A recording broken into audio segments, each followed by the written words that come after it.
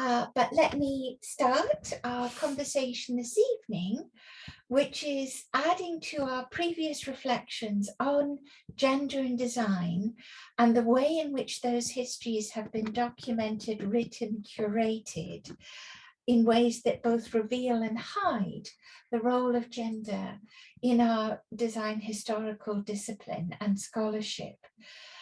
This evening's cluster of papers take us all around the world, looking at the ways in which, since the post-war period, different media from the world of industrial design, graphic design, interiors, architectural practices, the ways in which communities within urban and rural settings have all informed the ways in which gender has played a vital role in design practice and history amidst the volatile and complex context of what one might regard as the Cold War period. So we're very much looking forward to our various presenters this evening. Let me start by introducing our first colleague, Francesco Guida, who is joining us this evening from Milan, a very hot Milan, I gather. He's an associate professor in the Department of Design at the Politecnico in Milan, a member of the board of the Italian Association of Visual Communication Design, and coordinator of the Graphic Design Documentation Center.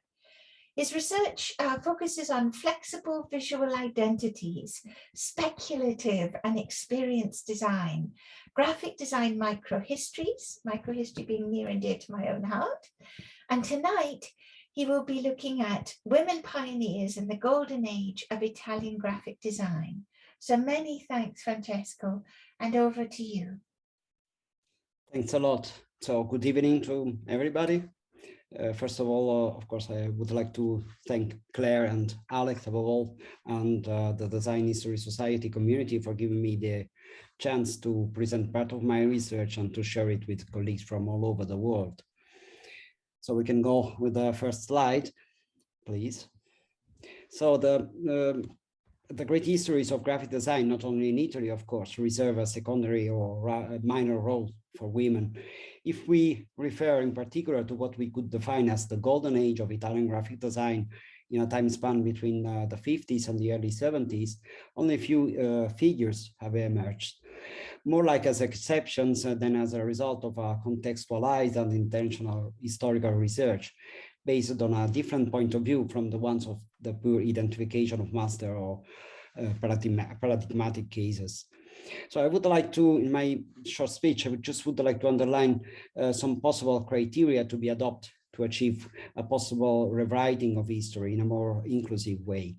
Criteria that allowed me to identify a series of less known personalities who have full rights to be considered pioneers and role models.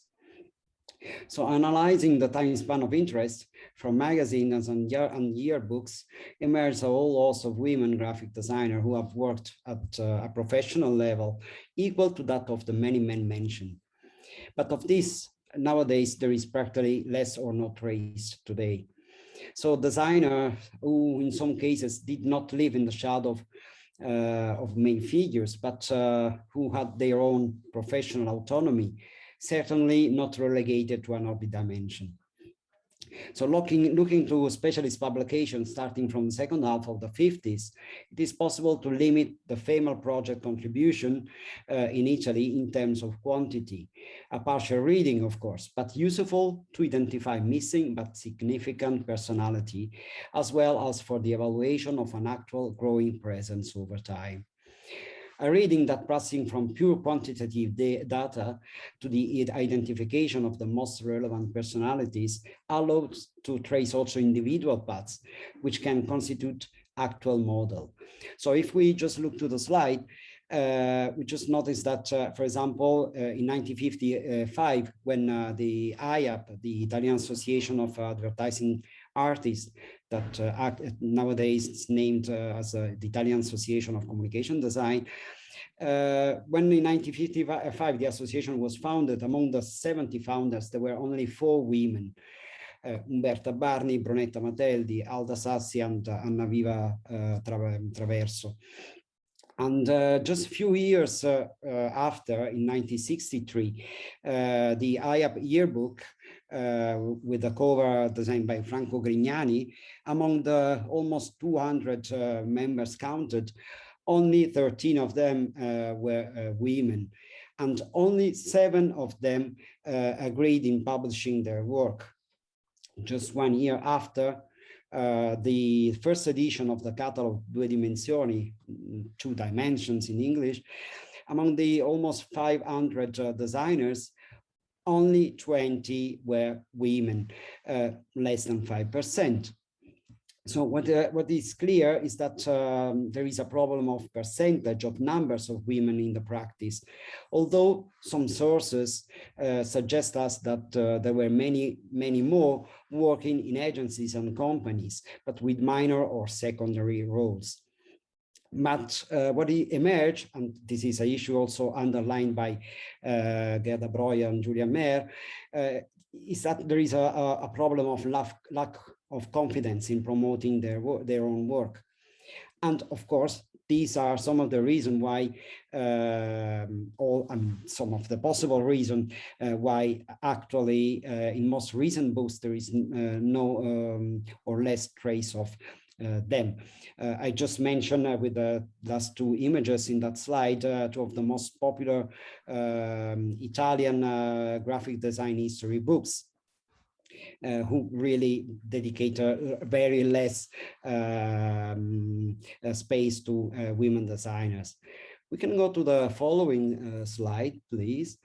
So, and another issue is that in some of the few sources of the time, women designers were described in a prejudicial way. Many of the practitioners were confined within the areas of the artistic approach and of the aptitude for drawing.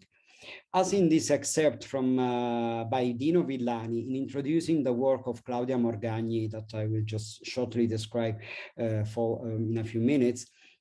So Villani was an advertiser, artist, and for a long time president of the Italian Advertising Federation. Although Villani may be in good faith, it is clear how strong the cultural prejudice of the time was on the activities that women designers could devote themselves to. As a certain distraction emerged in observing contemporary production with greater attention, and never the tendency to solicit the emergence of a significant presence in the professional practice.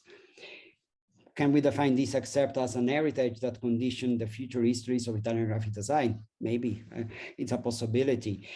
Why I say that Villani was not so clear and careful in writing this excerpt, because just looking from other sources of the same times, of the same period, we can find several names already active in the field, in the practice, like Alda Sassi, that I already mentioned before, who worked a lot as a poster designer for great companies and shipping navigation companies, or the Umberta Barni that I will also talk in a few following.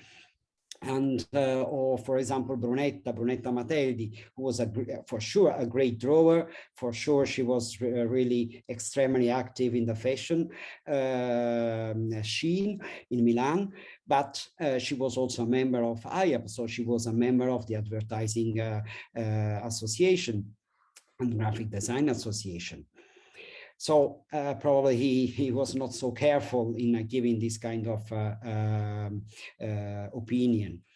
We can go to the last slide, please, Claire.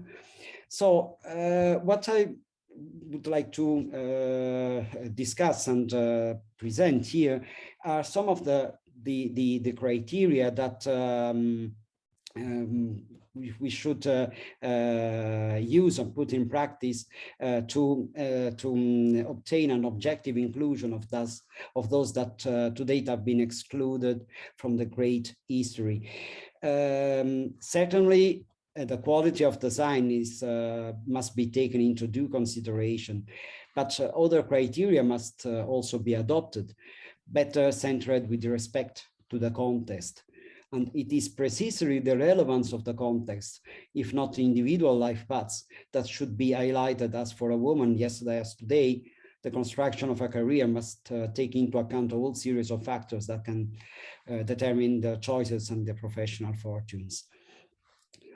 One aspect that emerged precisely from the identified profiles is that of the professional autonomy of those practitioners who, in the years following the World War II, started their own business, taking on responsibilities, covering different roles, interacting with clients and suppliers, like in the case of Morgagni, Ferrante, Linkebossi, or Klins. You can see here some little images of and examples of their work. Although many of them worked and lived in a city like Milan in a rapid social and industrial evolution, in constant contact with the world, of which in this time it was one of the centers, they undertook independent careers in a predominantly male context, a context that conditioned or tried to direct them towards stereotyped roles, as occurred to Umberta Barni, for example. Umberta Barni was extremely active starting from the end of World War II and till the end of the 50s, working for big companies like Richard Ginori, for example. And just after the marriage, her practice just disappeared. So it is impossible to find any trace of her after that time. And another example could be the one of Claudia Morgagni that I studied for a while, who was one of the very first independent graphic designers active in Milan, but she was also wife, mother. She carried over the two sons and a daughter for many years. She was a teacher and also an artist. So what emerges also a factor is to be considered could be also the multiplicity of roles. For a woman at the time, carrying out her own independent practice was in effect an almost heroic result. If the profession had to be accompanied by conventional social and cultural roles, graphic design practice already allowed flexible management of daily time, but independence could be relative if it was not possible to achieve even economic results of a certain size. This multiplicity of roles evidently weighs for women, if not more differently than for men at that time, like today, of course. And as such, it should be considered as an additional element of evaluation. Just talking again a bit about Claudia Morgagni, also some of the sources of the time, so of the 60s, they underline like she was able to gain fees from his commitment equal or major comparing to the ones of male colleagues. So she was really a great professional, a great practitioner somehow. Furthermore, another topic that I intend to address is that of the variety of commissions and the inconsistency of the subject, widely adopted in the past, of a specific professional reserve. Women graphic designers, just like their male colleagues, are dedicated to a variety of fields that go far beyond the design for a fashion house, a department store, or however, for products aimed at women. They interact with sectors such as heavy industry, chemistry, pharmaceuticals, producing not only poster, but advertising campaigns, visual identities, exhibit, product packaging, and so books, and so on. Thus, contributing to the development of the industrial culture that characterized Italian economic boom, growth, and the revival of the country after World War II. This variety is also expressed in terms of visual languages, not only linked to illustration and to expressive sign, modality that was of course also conditioned by the artistic schools education to which they had access to before or immediately after World War II. In more general terms, to understand the evolution of a professional practice and its relationship with society, production, and industry, considering authors currently absent from great history, can be used to reread the contours of the profession with a greater objectivity. What I try to propose is not simply a further list of more or less forgotten women designers, although mapping and listing may be useful in constructing an objective reading of the excellence to be adopted as models. This operation risks to present a more attempt at reconciliation or correction. To effectively carry out this reconciliation, it is necessary, from my point of view, to contextualize the past without relying solely on a mere aesthetic evaluation. Some of these considerations are discussed in an issue of the journal Pad, Pages on Arts and Design, which you can link to through the QR code that is in this latest slide. Thank you. Thank you so much, Francesco. That's tremendous. Starting us with lots of exciting ways to connect. As always, please do, if you want to put your questions in the chat now, do pop them there, but we're going to have all of our speakers present and then we'll have a collective discussion after. So many thanks to you, Francesco. We are now handing over to Bettina Siegele, an architect and art historian based in Austria. She is assistant professor and PhD researcher at the Department for Architectural Theory at the University of Innsbruck, where she also heads the Independent Architecture Research Colloquia and is member of the doctoral program Gender and Gender Relations and Transformation, Spaces, Relations, Representations. This evening, Bettina will be discussing Overcoming the Obstacle of the Architect, Karola Bloch. So thank you so much, Bettina. Would you like the first slide? Yes, please. And thank you so much for this wonderful introduction and of course for having me today. For today's talk, I want to draw upon Linda Nochlein's famous but notorious questions, why have there been no great women artists?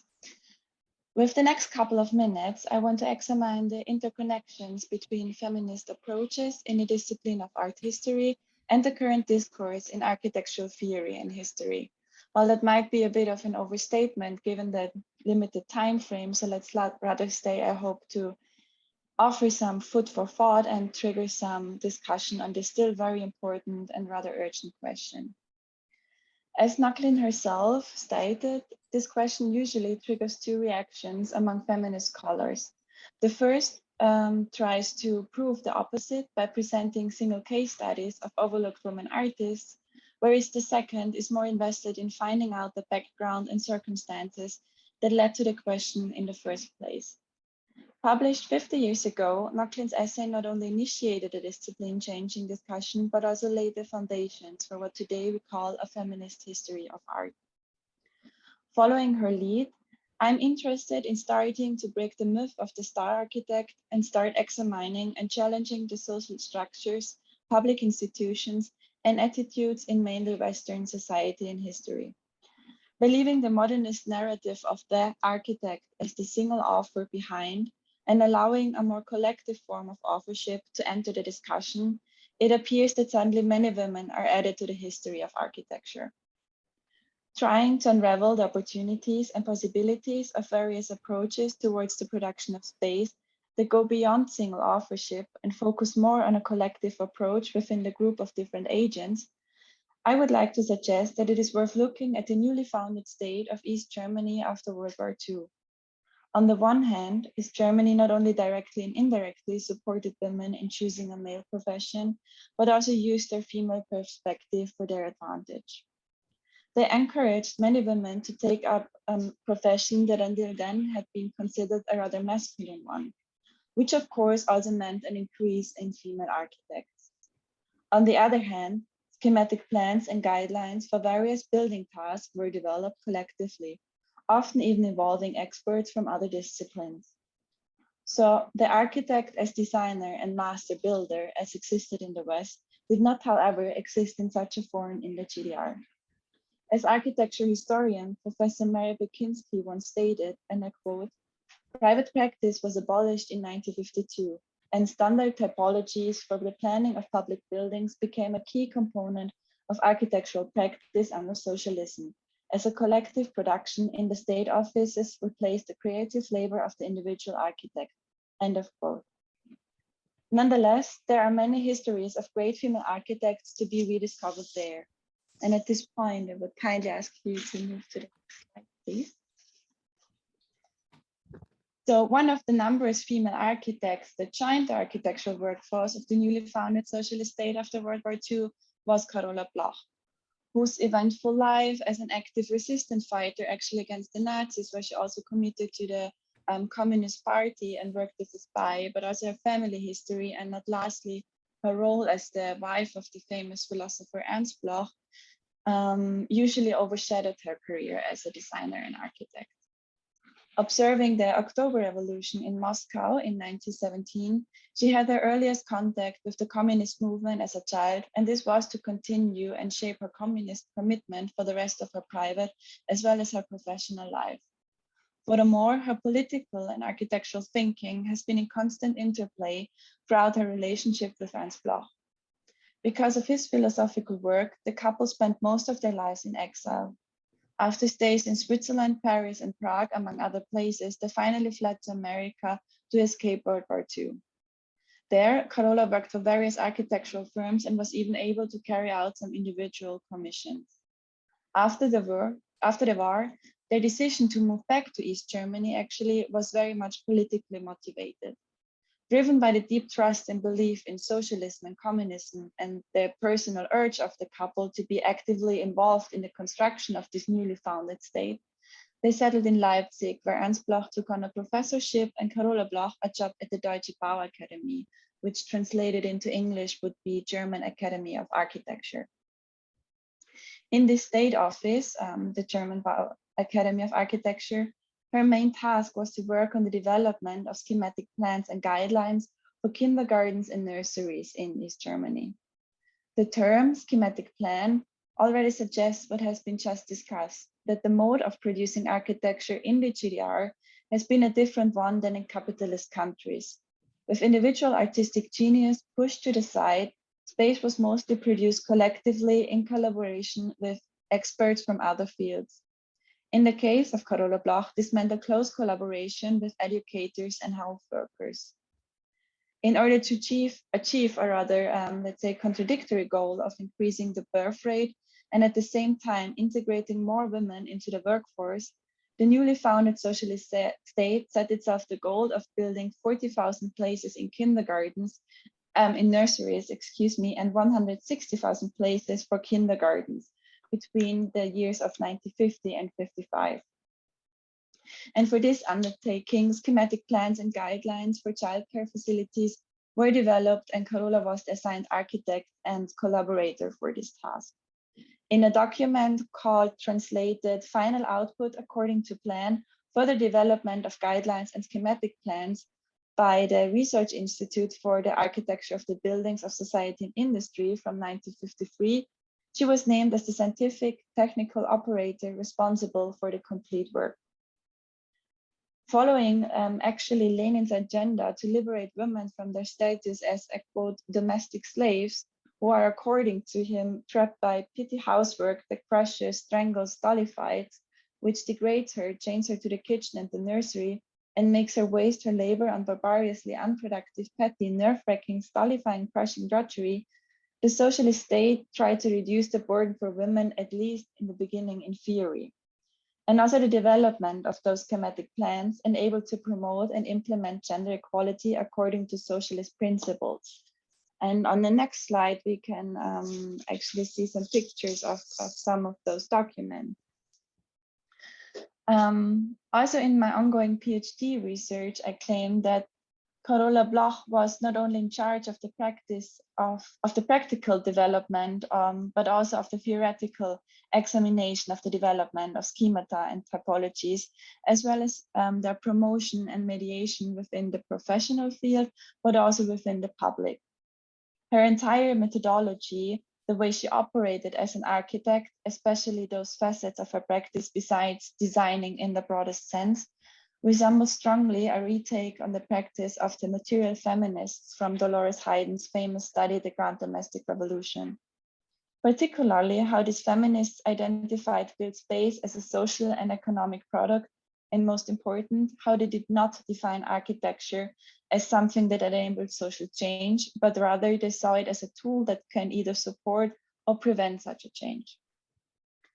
As some documents and letters from the Federal Archives of Germany show, Karola Bloch was convinced about the emancipatory potential within the development of schemes and guidelines for the construction of childcare facilities. She even went so far as to claim that planning and building with the methodology of standardization would be the key to reach gender equality in East Germany, since the quantity of the infrastructure that was needed for that was too big for individual commissions. Standardization and the development of typology, so at least in theory, would have brought a clear advantage in terms of time compared to more traditional architectural production. Schematic plans and standardized construction methods were supposed to lead to a very short construction time and cost-effective realization. Those two factors of time and money were crucial for this rather big vision of constructing and building in a double sense, political and social as well as architectural, for this new socialist society. An approach with which Karola Bloch even attempted to trigger and integrate Ernst Bloch's concept of utopia into her own work, in the sense of his principle of the not yet, the yet to come. To sort of sum up at this point, I hope to have shown at least a bit how Karola Bloch's contribution and work for the development of schematic plans for the Deutsche Bauakademie was significant, not only from an architectural point of view, but as it has turned out, also from a feminist one. Since it proves that looking at different approaches towards the production of space and architecture does not only expand our knowledge on great women architects, but it can indeed also help to unravel the opportunities and possibilities for a more feminist approach towards the production of space, which makes Karola Bloch a wonderful case study and example why until today it still makes sense to follow Linda Nöcklin's lead. Thank you very much. Thank you, Bettina. That was wonderful. Very thought-provoking set of discussions. So many thanks. Questions you have in your mind, scribble them down or pop them in the chat and we'll take them up at the end. So it's our great pleasure to pass to our next colleague, Alyona Sokolnikova, an independent researcher, writer, curator, and teacher of design history. She is a founder of the Women Designers USSR research project and the Design in Details online platform. Tonight, we're delighted to have her share her research on the professional role of women in Soviet design. Just catching a colleague who's joined with their microphone on. So Alyona, thank you so much. And would you like me to put your first slide on?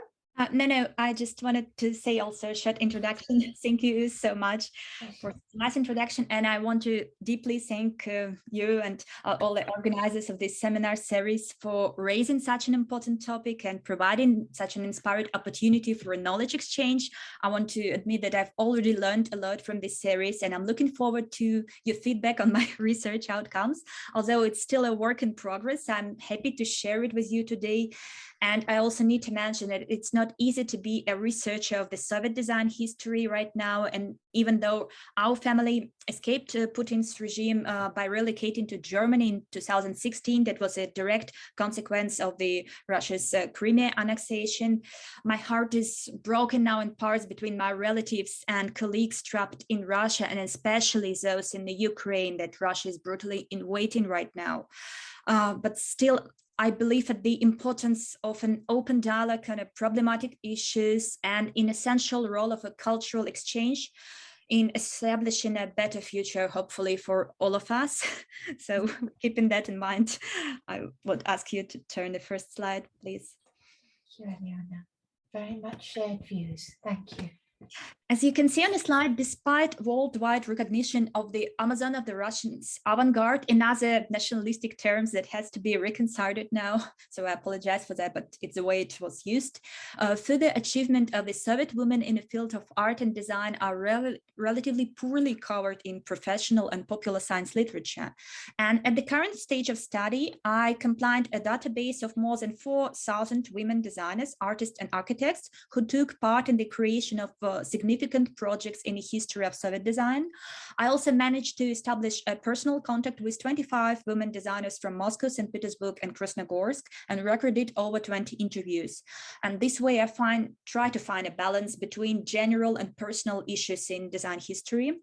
And I hope that the results of this study will not only help to demonstrate the scale and specifics of professional contribution of Soviet women designers to the material and visual culture of the 20th and 21st centuries, but also draw attention to the set of economic, political, and social cultural reasons that hampered the professional fulfillment or realization of women designers, artists, and architects in different periods of the history of the USSR. And sadly enough, many of these factors are still relevant. So women's rights and the states.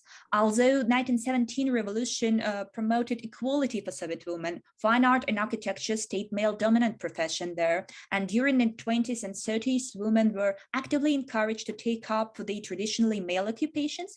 However, toward the end of the Second World War, government propaganda began to emphasize women's reproductive role. Major changes were introduced in family laws, and the honorary title of heroine mother was established in 1944. The famous kitchen debates of the Khrushchev era demonstrated the general unsettledness of the Soviet life, in which liberation of women from kitchen slavery never happened. The 1977 USSR Constitution defined the role of women in society as toilers, mothers, educators of their children, and housewives. So the need to combine a greater number of social roles was certainly one of the factors which made women's career development in the USSR more complicated. Professional boundaries and stereotypes. Most women designers at the time could be found in fashion and textile design, while graphic design was mostly a male-dominated club through its close connection with the Artists' Union of the USSR. However, Soviet vision of design as artistic engineering originally was closer to the sphere of technical service rather than fine art, providing women with new career opportunities. Many women worked on industrial equipment, electronics, and even automotive design. At the same time, when I interviewed some of these women, they told me that they originally intended to become sculptors or artists, but they were forced to enter less popular metalworks departments. Another issue to mention is about different strategy of adaptation of female designers to male working environment. I analyzed different case studies, women within creative teams brought together by strong and charismatic male leaders, women working in creative partnership with men, both professional and romantic, women organized in separate female groups, or working independently. That often was the most complicated career scenario. One of the downsides of the collective style of project work developed in the USSR, already mentioned today, is a difficulty in identifying a real author of the project. In addition, during the research phase, I identified several cases of appropriation of women's work by their male colleagues, as we also saw through the seminar series. And because of the technologically inert system of industrial production that had no economic stimul for development within a planned economy, less than 1/3 of all design projects developed in the USSR were realized. And this fact had also affected the amount of women designers and their projects that we know today. Last but not least, issues of geography should be studied to reveal reasons that made the project of regional designers less visible in Soviet history. This also illustrates processes of pushing women to the periphery. For example, the only female group of architects that I managed to discover in the 1960s was working in Chelyabinsk, an industrial city deep in Ural with a terrible ecology. So I suggest that nobody wanted to go there. Can I have a next slide, please? Current studies based on analysis of a number of women and types of the project mentioned in the Technical Aesthetics, Decorative Arts of the USSR, and Architecture of the USSR magazines.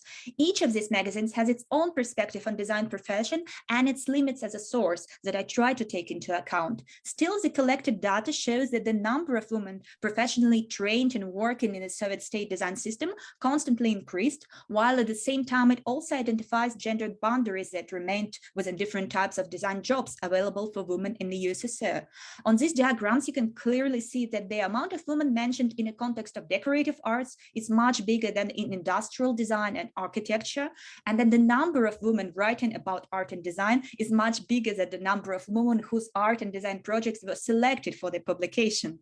Can I have a last slide, please? And so after the first set of tables, I've created a new one, providing an opportunity for the in-depth study of professional profile of each woman mentioned in these magazines. Here I have a name, some biographical data available, a list of mentions with references, and then I aim to calculate the amount and typology of project this particular woman was involved in.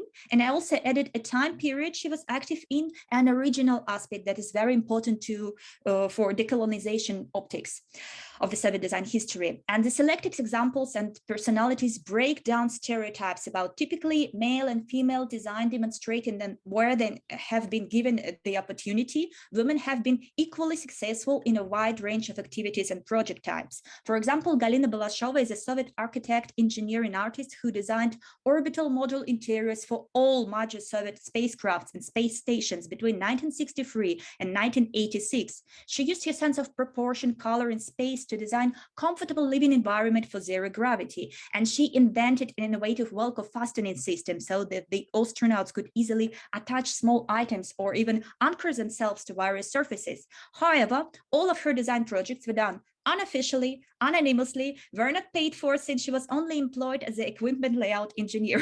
Quite a typical story, sadly. Secondly, I should mention the role of women designers in increasing the diversity of artistic and design solutions and in creating projects that reflect the interests of different consumer groups, such as design for children and young people, design for elderly and disabled, and design for women. Although Tatiana Samolova started her professional career with project of huge industrial machines, she says that her true passion is everything miniature and elegant, and among her favorite unreleased projects, she recalls a manicure set for women and girls. Next to it, there is another project of her. She noted that it's not always comfortable to wear watches at home and suggested a portable time clip that could be programmed at the base station on a tabletop and attached to any type of clothing. Vibrations of this clip could remind a woman about a particular time-sensitive task, improving her productivity, and this could also work as a reminder for a child to return home from work. Anna Chapovskaya had a medical education and worked as a therapist when she noted a similarity of health complaints coming from young women working on the same Belarusian factory. And she dedicated her PhD research to the analysis of the working environment of those women and developed a series of improvements to it. Tatiana Suslova dedicated most of her professional career to design for elderly and disabled people. And she said that she got interested in this topic because of a deepest respect for her mother and grandmother who raised her together. And when she needed to produce a series of ergonomic experiments to complete her PhD research, Vladimir Monikov at the VNIT refused to help her, and it took her several years to establish a professional collaboration with ergonomist Lyubov Chaynova and anthropologist Lyudmila Koncha to make the first project of a kitchen for disabled and elderly people in the USSR. It achieved a gold medal at the competition and was never into mass production, also typical, unfortunately. An ability to create something from nothing was a valuable skill for all Soviet citizens as they were living in a constant lack of desirable goods, and a careful and creative attitude to the available resources was an important part of many projects created by women designers in the USSR. Examples include the alternative use of found materials or leftovers from the industry, the repurposing of industrial technologies, the implementation of craft techniques, etc. On the slide, you can see a spherical reflector of industrial lamp designed by Svetlana Mirzayan, car designer that was made with a press form borrowed from Latvian factories that produce teapots. According to Alexander Lavrentiev, unlike official fine art, Soviet design was on the periphery of the artistic culture outside of close ideological control, and this allowed designers to make truly artistic experiments. The existence of this art design practice within the official Soviet state system of design was not only a breath of a fresh air for designers in general, but also allowed some women in Soviet design to find their way into pure arts. As Irina Presnitsova puts it, when I designed, I was free as a bird. And her sketches of psychological furniture were not designed for industrial production, but rather could be seen as a proposal for an art installation, reframing our knowledge about the relationship between people and their living environment. She identified several possible strategies for the installment of things to help designers in building an opportunity for a genesis of a personal relationship between a man and his belongings. And I'll stop here for the sake of time, and I can leave my conclusions for the Q&A section. Thank you. Tremendous, Alyona. We look forward to that. The intimations are there already. Thank you so much. So we are now inviting our colleague Isabel Duarte to speak with us. She is a designer, researcher, and educator. Her research focuses on the intersection between design history and feminism. In 2020, she founded Errata, a research project concentrating on the visibility of women in Portuguese graphic design history. It has involved exhibitions, publications, and indeed an ongoing podcast series that I recommend to you. Tonight, Isabel will tell us more about the work of Fátima Rolo Duarte. So many greetings to Isabel, and would you like your first slide? Or? Yes, why not? Yeah. Thank you for the introduction and for organizing this event. It's a pleasure to be here. The presentation I bring here today is part of my PhD, which has just started. So it raises some questions, but doesn't necessarily deliver too many answers because it's an ongoing project. Strong research leads can sometimes guide us nowhere, and at other times, the most tenuous ones can show us promising directions. The process behind Errata, a research project about the invisibility of women in Portuguese graphic design history, is no different. While following an intuition without knowing I was looking for her, I encountered the work of designer Fátima Rolo Duarte. Errata, a feminist revision of graphic design history, began as a non-academic research project that developed into an exhibition in Portugal in the summer of 2021, presenting the work of 17 female graphic designers from the 20th century, which is represented in the slide you can see now. The aim of Errata is to raise awareness of women's contributions that have been overlooked, ignored, and forgotten, and in doing so, reveal the mechanisms still present today that consent to these omissions. The project also encompasses a website and a Portuguese language podcast with contemporary designers, curators, historians, and others, where we discuss the invisibility of women, bringing the aims of the exhibition to the present. Currently, I'm a first-year PhD student at the University of Brighton, where I'm continuing this research with an emphasis on how feminism can be used as a tool to reappraise and revise graphic design history. The 20th century in Portugal is an interesting period, spanning the fall of a monarchy in 1910, followed by a coup in 1926 that installed the Second Republic and a 48-year-long dictatorship.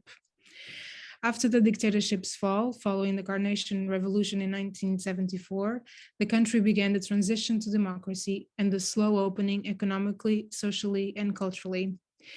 Playing catch up with the rest of Europe, Portugal's industry and economy started to develop. At the same time, an influx of music, clothes, books, and magazines from abroad led to a flood of cultural production, a new freedom after years of censorship. This was a fertile period, often described as the boom of Portuguese rock. This period was of particular interest for the Errata project, as many graphic designers were commissioned to create record covers, including amongst them, I hoped, some women. Can I have the next slide, please? While consulting Fonoteca, a Porto-based music record archive, the 1986 album Psicopatria by Porto-based rock band GNR caught my attention. The black and white photo depicts a Porto summertime tradition, which continues to this day and was immortalized in Portuguese cinema in Manuel Oliveira's film Aniki Bobó, a child flying through the air with open arms while diving in the River Douro. In the water, we see other children who were audacious enough to dive too, and in the background, the monumental Dom Luís Bridge, leaving no doubt that this is a record from a Porto band. On the side of the cover and to the right of the photograph, the imposing letters forming the band's name are set sideways, confidently occupying the whole height of the cover. The children play at the edge of the river and the letters are cut by the rim of the cover.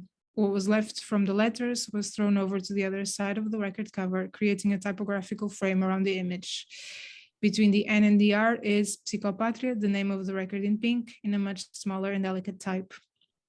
The bold setting of the band's name and this tension between big and small type made me curious about the design, but the credits only mention the author of the photograph, Beatriz Ferreira. By this point in my research, I already knew that 2 other records from this band had been designed by women, such as the recent Caixa Negra by Inês Nepomucemo and 1984 Defeitos Especiais by Fernanda Gonçalves. And knowing that Fernanda Gonçalves was credited for the design and photography made me wonder if Beatriz Ferreira could also have designed Psicopatria. While finding more about Beatriz Ferreira revealed that she was a very interesting woman, the first Portuguese female photojournalist, it became clear that she was definitely not the designer behind the cover. But eventually I managed to get in contact with the band's manager, who told me the designer had in fact been a woman named Fátima Duarte. Fátima Duarte was not a familiar name to me, but even though her name might not be present in the graphic design history books, her work is present in most Portuguese houses. This, I would come to conclude, is the result of a mechanism of oppression still present today that excludes those designers who don't follow an authorial voice from design history. Fátima Duarte was born in Lisbon in 1958 into a family of journalists. Her mother, Maria João, was the first female sports journalist in Portugal, and her father, António, was a playwright who collaborated with several publications as a journalist and humorist. Raised in an educated household, exposed to conversations about culture and politics, Fátima Duarte was creative and imaginative. She looked for an artistic education in the Escola Artística António Arroio, a secondary school in Lisbon specialized in applied arts, where she learned graphic arts, becoming proficient in graphics production. Practical concerns were to curtail her academic ambitions, and Duarte's subsequent education at the Fine Arts University was cut short by a growing need to start working. In 1983, the 25-year-old Fátima took a position as a graphic designer in the offices of the music publisher Emi Valentim Carvalho, above their popular record shop in downtown Lisbon. Emi Valentim Carvalho was at the time the main music publisher in the country and where most music projects came to life. Can I have the next slide, please? As an in-house designer, Fátima Duarte was responsible for the graphics of hundreds of record covers for a wide variety of Portuguese musicians. A small selection in this slide shows in the first row from left to right the superstar corny romantic singer Marco Paulo, smaller alternative bands like Ban in the second and third records, and at the end of the row, the highly popular father of rock, Rui Veloso. On the second row, again from left to right, commercially very successful Trevante, traditionally and internationally acclaimed fado singer Amália Rodrigues, followed by António Variações, one of the most culturally significant performing artists after the Carnation Revolution and signifier of the liberalization period in Portugal, and the last one, the singer-songwriter Vitorino. Many of the covers she designed, like these, were huge hits and are iconic in the landscape of Portuguese music and contributed to the visual identity of the artists that are today regarded as intrinsic to the national musical identity. By being responsible for the design of such a vast spectrum of artists and music styles, it is extremely likely that one or more of Duarte's covers designs will be present in most Portuguese homes. Such versatility would, however, come to a cost to Duarte's recognition as a designer. Fátima Duarte decided that due to the varied musical styles of the authors that she worked with, each project should be approached independently.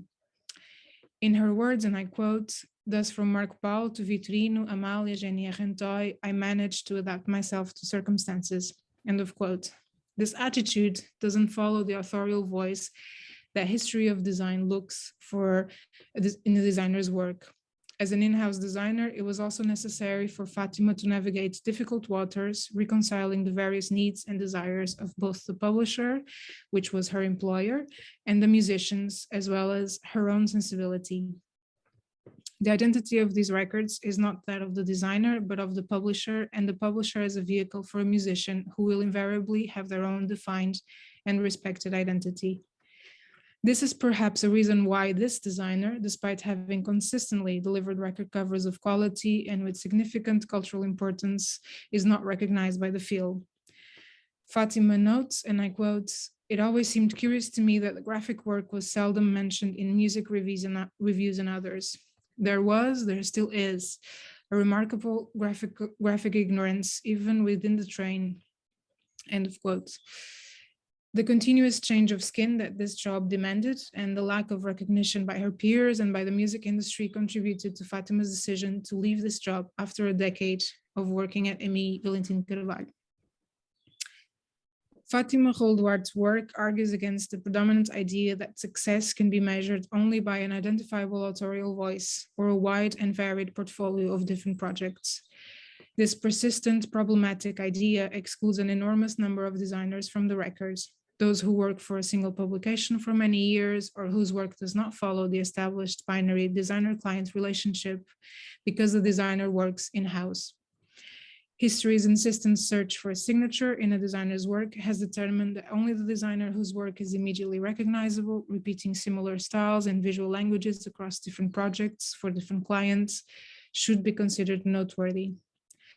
Those who approach to design either through personal choice or through the attendant requirements of working within an institution is more chameleonic or conciliatory to different projects or clients' needs, creates a collection of work that isn't easily identifiable as a one designer, but rather the work of many combined voices. Because, as the design historian Cheryl Buckley once wrote, design is a collective effort.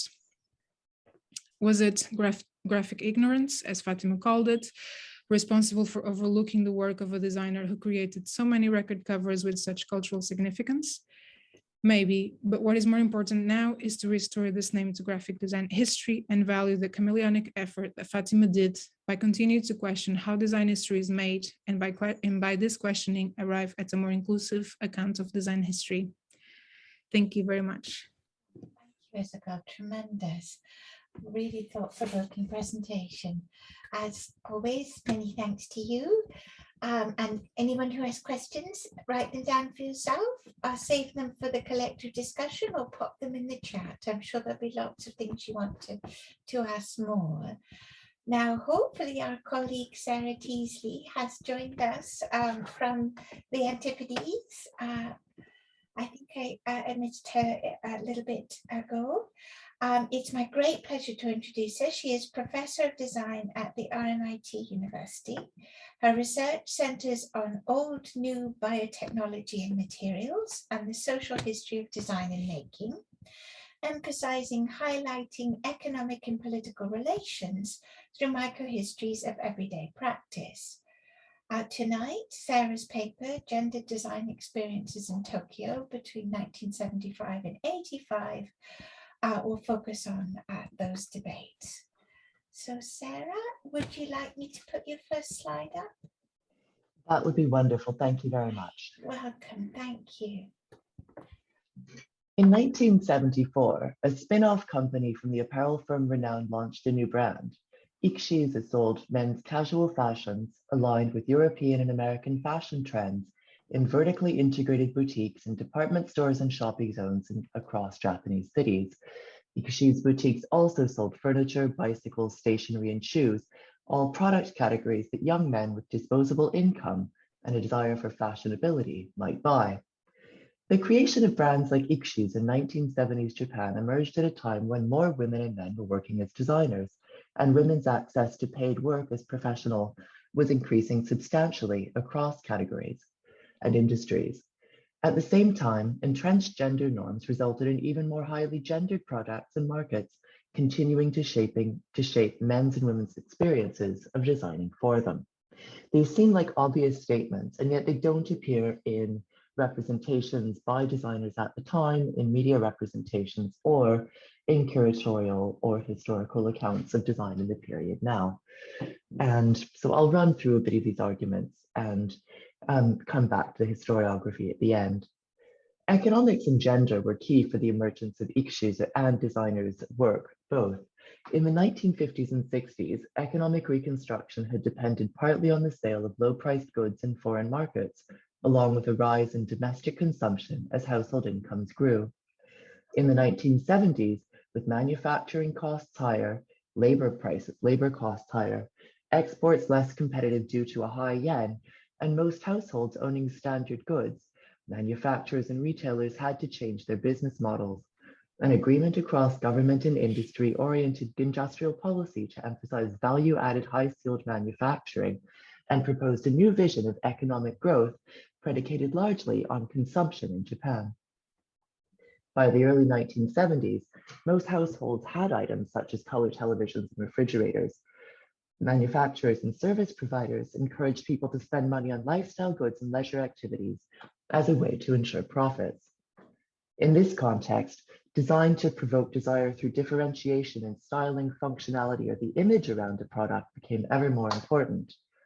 In a strategy known as large variety, small volume production, Tahinshu Shoryu Seisan, or abbreviated as Tahinshuka, manufacturers and retailers refined and defined micro audiences, then used styling, branding, and advertising to generate demand for additional purchases and model upgrades alike. The plan for Ikshisa provides a clear example of this demographic targeting and the importance of gender alongside age in it.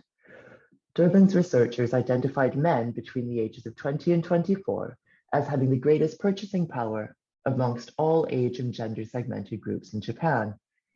Young women's purchasing power was also of interest to retailers and manufacturers. Men, however, both earned more and spent more on consumables, with an estimated 48% of their income going towards clothing, accessories, snacks, eating out, education, and entertainment, according to national data, compared to 40% of income for women the same age. So gender could shape designers' briefs and proposals in particular ways to do with micro-targeted gendered demographics.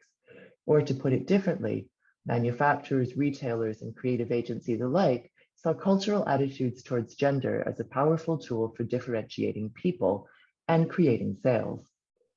In the image on the right, we see a group of creatives, all men, assembled to storyboarding an advert for a scooter targeted very specifically at women, not because of how it drove, but because of the styling design, the plastic panels, the fiberglass panels used with it, and the advert featuring a famous young actress that was intended to market it at the female counterpart to the Ikshis group. Could I have the second slide, please? Gender played a role in how designers experienced work too. In the 1970s and 80s, the popularity of Tahinshuka and market segmentation as business strategies changed the volume, nature, and timing of designers' work. The immediate impact was to increase graphic and industrial designers' involvement in product development and corporate communication. Whether for a discrete brand or an entire company, identity campaigns required generating a conceptual identity and the visual language with which to communicate it, then applying this identity across all forms of brand or corporate communication, including advertising design, product design, shop interiors, architecture, corporate branding, corporate image, and all corporate comms. All of this meant more design work at two levels, both the identity and the actual design work required to realize the physical components. According to the national census, the number of people giving their occupation as designer in Japan grew more than 25% between 1970 and 1975. This figure rose only slightly between 1975 and 1980, then jumped nearly 30% between 1980 and 1985, growing another third in the 5 years to 1990, to a total of 160,800 people. I'd like to have more of a breakdown to share with you of this figure by gender and age, amongst other characteristics, and to know more about gendered income and seniority. But qualitative data like interviews and recollections, alongside the vast realm of design, publishing, and products from the period, as well as precedent research around gender and work in 1980s Japan, including Hui-Ying Carr's studies of gendered consumption, marketing, and corporate roles, demonstrates powerfully how attitudes towards appropriate work, behavior, and ways of being in the world for women and men continue to shape designers' working experiences as well. What this data tells us is that young women and men design graduates alike joined design consultancies and in-house firms, or in-house design branches. Within large firms, most team leaders were men, as were most corporate managers, with women working both in the teams assigned to generate product, brand, and corporate concepts, and in the practical roles to execute them. Many women worked, as they do now, as well as personal assistants to prominent designers and in other facilitation, management, editorial, curatorial, and translation roles behind the scenes, including as journalists and editors for key design publications launched in the period. But women's prospects to lead on design projects and gain recognition as a result were limited by entrenched gender bias. Men benefited from decades of networking and patronage within the design industries from their education onwards. Expectations for men's employment outside the house and women's unpaid labor within the home allowed men to gain prominent positions and retain those positions after marriage, advancing in their careers in many cases to become senior figures within the agency or the department to write the narratives. Meanwhile, hiring practices channeled many women into the non-career path, ippanshoku, seen in the image on the left through their standardized uniforms, and the long expected working hours were incompatible with family life for employees on the corporate advancement career path, or sogoshoku. And we can't tell whether the women in these images are in the right or on the ippanshoku or sogoshoku paths, but the men's suits in the image on the left make it clear, and they're older aged compared to the younger women, make it clear they were on the sogoshoku. Meanwhile, long working hours, unpredictable ending times, and the need to be on call or responsive to clients and managers made it difficult for women to stay on after marriage and motherhood. These also limited men's time with families, straining their bodies and binding them tightly to work, friendships, and a working identity. There were also gender politics in work transactions. In a 1989 roundtable in a monthly design business magazine, Nikkei Design, consultant graphic designer Onishi Chisuko explained how gender biases increased the amount of work she needed to use to manage her relationships with men at work. In her experience, she reported, quote, "There's no comparison between the amount of work I need to put into flattering men, behind the scenes work and pointless meetings, and the effort I can put into the actual designing," end quote. In the same roundtable, the product and corporate strategist Kuboto Yuko explained how clients continued to see female designers and consumers as supplemental to core business in the core team.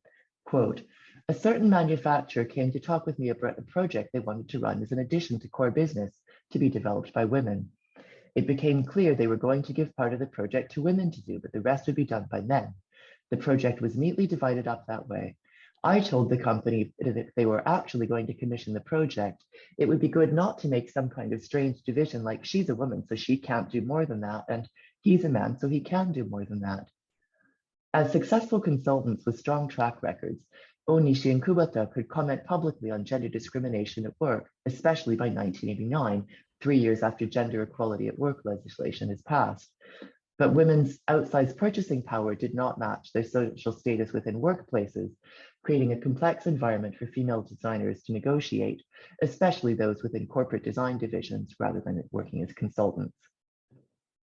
In the 1970s, feminist activists in Japan began public campaigns to promote gender equality in law, including in family matters and the workplace.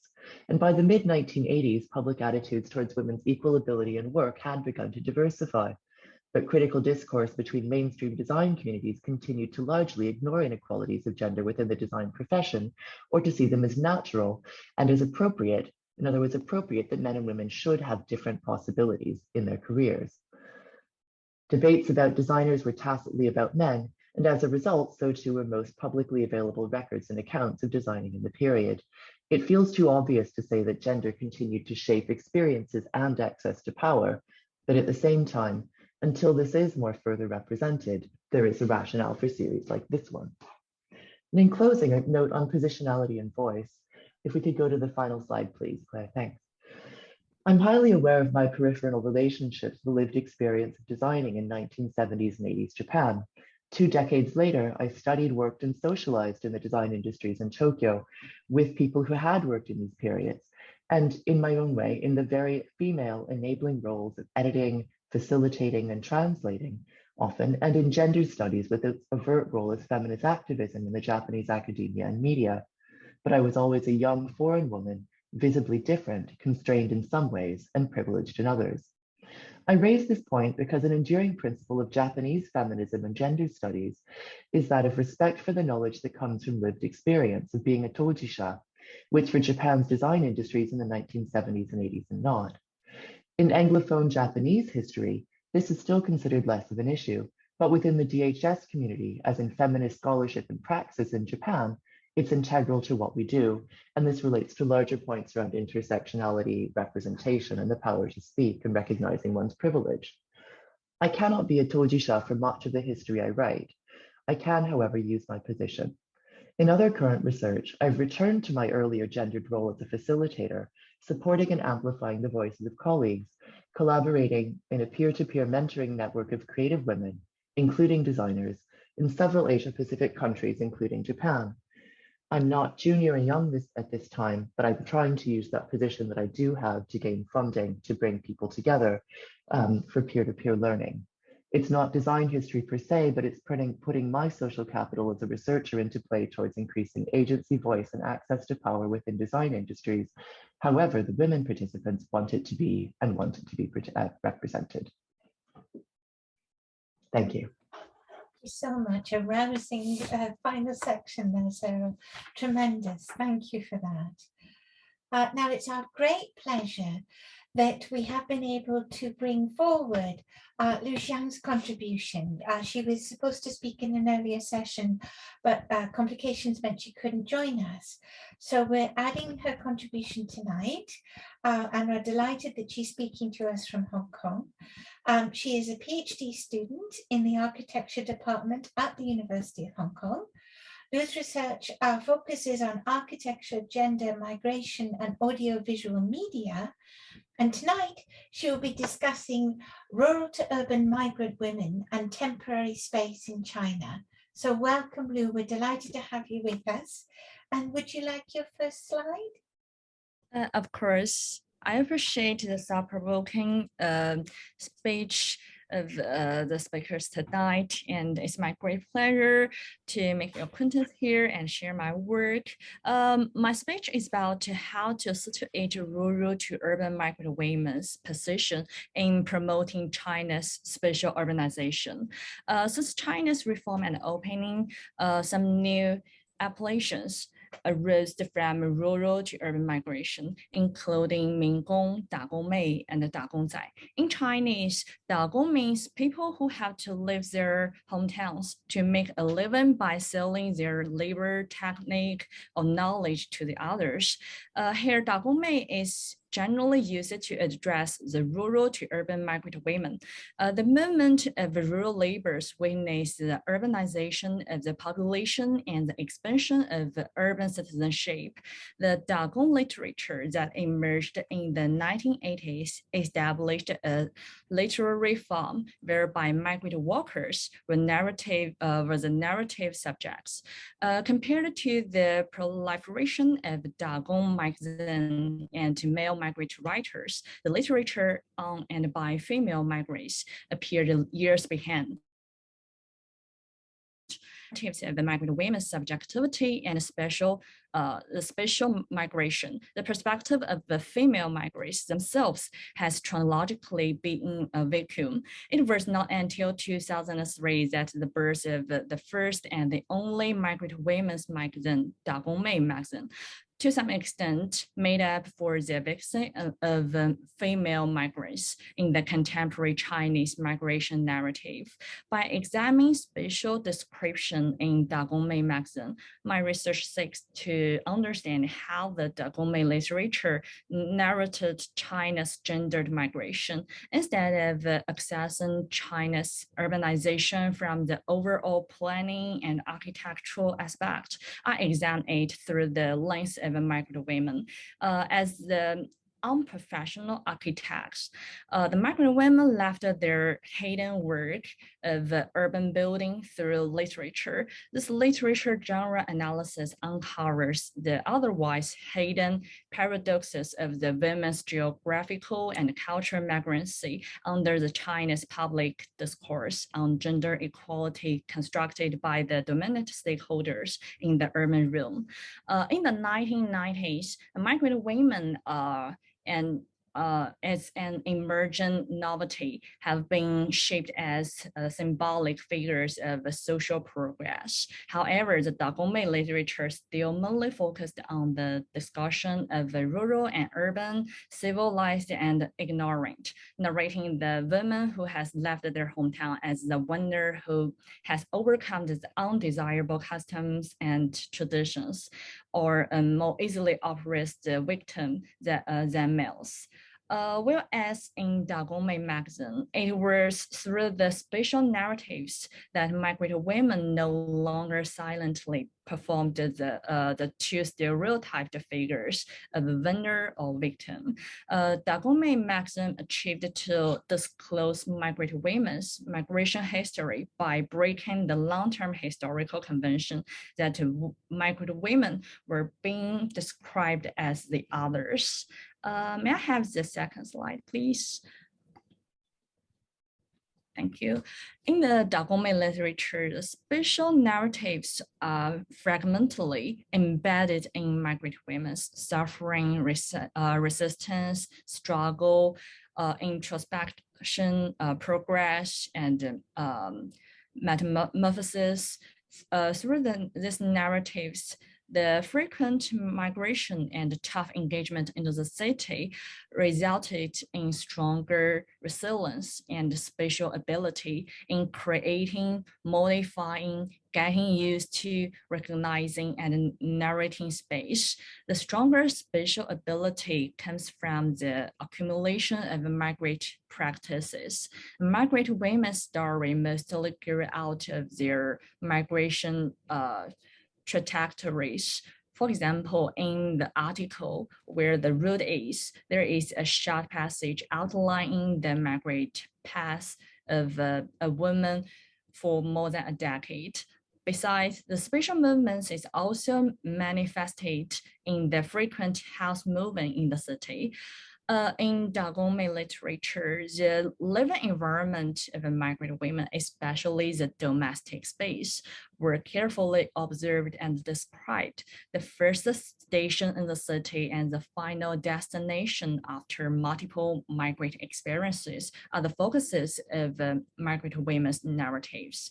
The spatial narratives disclose the migrant women's inclusion and adaptability to various informal urban environments.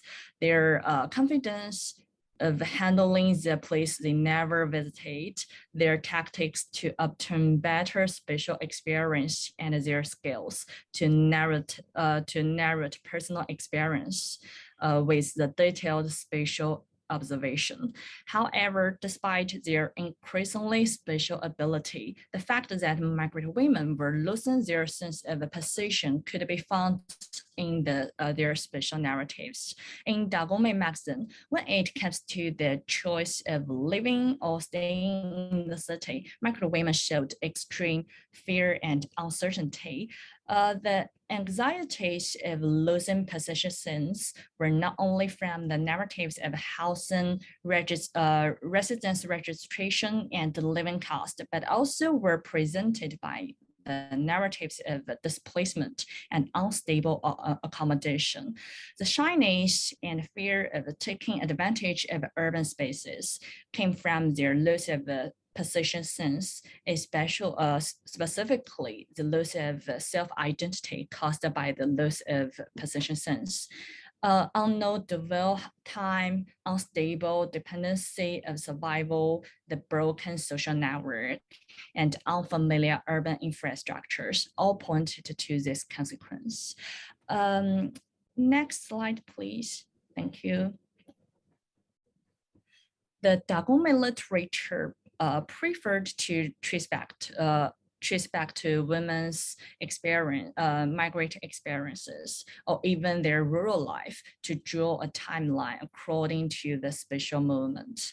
Hometown as an influencing factor of the spatial narrative provides memories and experiences as a reference. In A Wanderer in the Night, the contrast between the big hateable bag in Wang Wenling's hometown and the small iron bed in her urban dormitory was a manifestation of her discomfort with the city. In backing home for New Year, Ahua's memory of the ramshackle wooden house in her hometown became her motivation to earn money for a beautiful building. The long-term rural life and the accumulation of urban experiences shaped the rural-urban hybrid identity of migrant women. Furthermore, the narratives of the domestic spaces and special practices disclosed that migrant women took certain rural characteristics with their city engagement, contributing to some rural-urban hybrid spaces in the city, like urban villages and collective dormitories. Through their narratives, we can see the influence of agriculture production mode, gathering settlements based on kinship or geographical relationship, the high acceptability of group living mode, and the return of domestic space under the patriarchal labor division. However, the special narratives of migrant women also uncovered the phenomenon that migrant women were trying to remove these rural labels. Their escape from collective living, low privacy, and conventionality testified to their potential of resisting and subverting the spaces with rurality. The special narratives in Dagongmei literature represented by Dagongmei magazine enriched the archives studying China's rural-urban transition and gendered population flow between the 1990s and the 2000s. However, the intervention of various agents like the magazine editors, the journalists, and critics occupied migrant women's position as the narrators. By 2007, the literature on and by migrant women had gradually be replaced by popular science, interviews, and reports. In the end, the publication of Dagongmei magazine was discontinued in 2008. The neglect of the migrant women's individuality and subjectivity in literary discourse co-resulted in the decline of this magazine and Dagongmei literature. Also, this result cannot be separated from the transformation of the literary market. The death of Dagongmei literature hate migrant women in the narrative of gendered migration again. At the same time, disclosed the characteristic of China's Dagongmei literature, that is the precious gender consciousness and the pitiful loss of migrant women's subjectivity. Thank you.